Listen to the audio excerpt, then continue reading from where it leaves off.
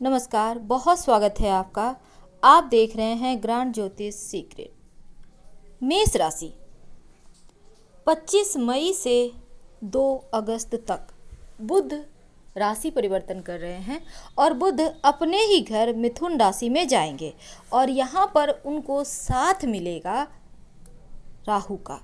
राहु का दोष मिथुन राशि में बुध देव के आने से राहु जो अभी तक जीवन में थोड़ी बहुत दोष दे रहे थे वो भी समाप्त हो जाएगा।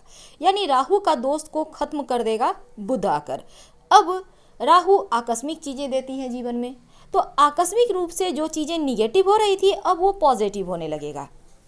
अब बुध देव यहाँ पर आ चुके हैं राहु के साथ। और आप मेष राशि वालों, सबसे पहले तो जानते हैं कि यहाँ पर बुध देव के आने से आपके तृतीय भाव में क्या प्रभाव पड़ने वाला है इन 64 डेज में।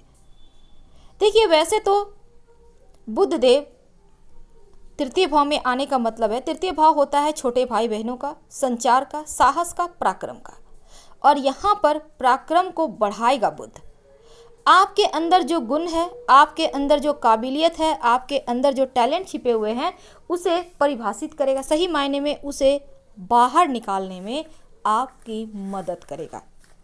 तो ये चीज़ें तो बिल्कुल पॉजिटिव है। अब यहाँ पर आप जो भी प्रयास करेंगे वो पॉजिटिव रिजल्ट देंगे।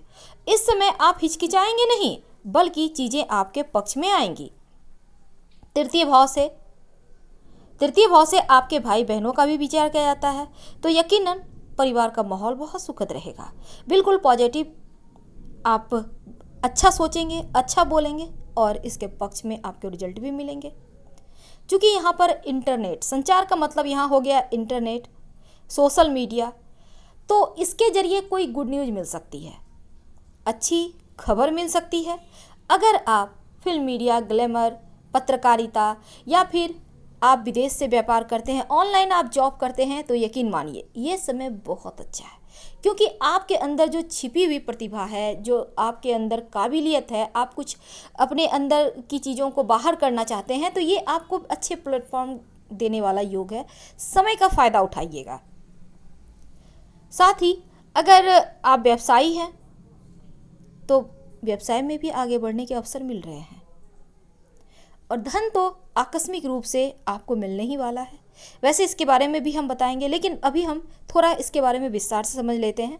तो इस समय अगर आप कर्जों से परेशान हैं, वर्तमान समय में कर्जों से परेशान हैं, तो यहाँ पर बुध देव के आने से कर्ज से राहत मिलेगी, कर्ज से मुक्ति मिलेगी। और बुध देव की दृष्टि आपके 9वें भाव पर है, तो जो कि पिता का भाव होता है, तो पिता के स्वास्थ्य का ध्यान रखिएगा। क्योंकि यहाँ पर एक तो आपको पिता के स्वास्थ्य का ध्यान रखना है, दूसरा आपके पिता के साथ किसी बात को लेकर कहीं मतभेद ना हो जाए, वाद विवाद ना हो जाए, ऐसी संभावना बनती है, तो इसका भी आपको ख्याल रखना चाहिए। दूसरी तरफ आपके लव लाइफ की बात करें तो लव लाइफ बहुत खूबसूरत है। आप एक दूसरे के साथ खुलकर बातें करते नजर आएंगे। भले ही लॉकडाउन का वक्त है, दूरियां हैं, पर फिर भी इंटरनेट के जरिए, संचार के जरिए करीब है, बहुत करीब। जो लोग आमने सामने बात नहीं कर पा रहे थे वो आप खुलकर बातें करेंगे। और दूसरी तरफ अगर आप वैवाहिक जीवन में हैं तो आपको जीवन साथी का साथ मिल रहा है, सहयोग मिल रहा है, आपका स्वास्थ्य उत्तम रहेगा।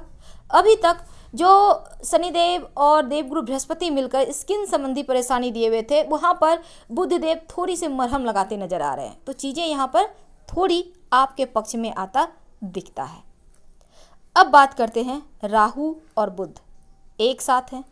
अब राहु और बुध का एक साथ होने का मतलब क्या होता है? राहु और बुध जब एक साथ होते हैं तो चीज़ें बेहतर होती है। और इस समय पूरे 18 सालों के बाद एक बहुत खूबसूरत सा योग बन रहा है। और राहु बुध एक साथ मिलकर, जो कि 1 अगस्त की मध्य रात्रि यानी 3:30 तक रहेंगे, उसके बाद अपने पिता के घर यानी कर्क राशि में प्रवेश कर जाएंगे। और मिथुन राशि पर राहु देव पहले से ही विराजमान है। अब बुध के आने से राहु के दोष समाप्त हो रहे हैं। बुध राहु एक साथ हैं तो ये दोष समाप्त हो जाता है। आप मेष राशि वालों, दोनों मिलकर आपके पराक्रम को बढ़ाएंगे, आपका जो कॉन्फिडेंस है उसको बढ़ाएंगे, आपका प्रभाव बढ़ेगा, आपका साहस बढ़ेगा, आपकी बुद्धि इस समय बहुत खूबसूरत हो जाएगी, लाजवाब हो जाएगी। आपके बात करने का तरीका लोगों को आकर्षित करेगा। लेकिन परिवार के लोगों के साथ किसी भी बात को लेकर मतभेद ना होने दें, नहीं तो किस्मत का साथ कम मिलेगा, क्योंकि आप उलझनों में फंस जाएंगे। मानसिक द्वंद्व रहेगी, मानसिक पीड़ाएं रहेगी, परेशानियां रहेंगी, तो आगे की सोच में थोड़ी सी खलल पड़ेगी। आप जॉब करते हैं, अपने बॉस के साथ, अपने साथ काम करने वाले लोगों के साथ अपने व्यवहार को बहुत मधुर बनाने की आवश्यकता है। और जो विद्यार्थी हैं, इस समय आप पहले की बनिस्बत ज़्यादा अच्छे और अच्छा कर रहे हैं, और जिसका लाभ आपको आगे चलकर देखने को भी मिलेगा। अब यहाँ चूंकि पूरे 18 साल के बाद योग बन रहा है, बुध राहु एक साथ हैं, और साथ ही आपको कंपटीशन में सफलता तो दिलाएंगे ही। मेष राशि वालों, तीसरे भाव में है राहु, बलवान हो जाते हैं। अब 3, 6, 11 भाव में अच्छा फल भी देते हैं, तो यकीनन ऊंचाइयां प्राप्त होने का योग है। भाग्योदय होगा, आकस्मिक आपको लाभ मिलेंगे, मेहनत से ऊंचाइयों पर पहुंचेंगे, और भाग्य स्थान पर केतु हैं तो आकस्मिक धन लाभ के योग बनते दिख रहे हैं, यानी आप किस्मत वाले हैं। दोनों मिलकर जीवन को एक नए मोड़ पर ले जाएंगे, क्योंकि 25 मई से 2 अगस्त तक इस योग का बेनिफिट आपको मिल रहा है। आपके भाग्य में वृद्धि होगा। ये योग का नाम ही है भाग्य वृद्धि योग, किस्मत से प्राप्त होने वाला सुख वैभव योग। यानी किस्मत के जरिए आप इस समय सुखों को प्राप्त करेंगे, सुखों को भोगेंगे, और चीज़ें बिल्कुल आपके पक्ष में हैं, तो आपको अब चिंता करने की आवश्यकता ही नहीं है। आकस्मिक धन लाभ तो होगा ही, साथ ही लॉटरी, जुआ, सट्टा, शेयर मार्केट से, मैच फिक्सिंग से, गोल्ड से, प्रॉपर्टी से भी लाभ होगा। किस्मत चमकाने वाला योग है, और इस योग का फायदा आपको उठाना है। दुविधा से बाहर निकलेंगे। वो जो मेष वालों के साथ अक्सर होता है, जाना कहीं और चाहते हैं, पहुंच कहीं और जाते हैं, ये चीज़ें यहाँ पर समाप्त होंगी। हर बुराइयों से मुक्ति मिलेगी, कष्टों से मुक्ति मिलेगी, और साथ ही विवाह भी तय होने के योग है। अगर आप अविवाहित हैं तो आपका विवाह तय होगा। अपना मकान, भूमि, वाहन का भी सुख देता है यह योग। संतान का सुख देता है ये योग, यानी कि लक काम करेगा, यहाँ पर आपका भाग्य काम करेगा। किस्मत से जितनी चीजें मिल सकती है वो सभी चीजें मिलेंगी। समय का फायदा आपको उठाना है। करेंगे क्या?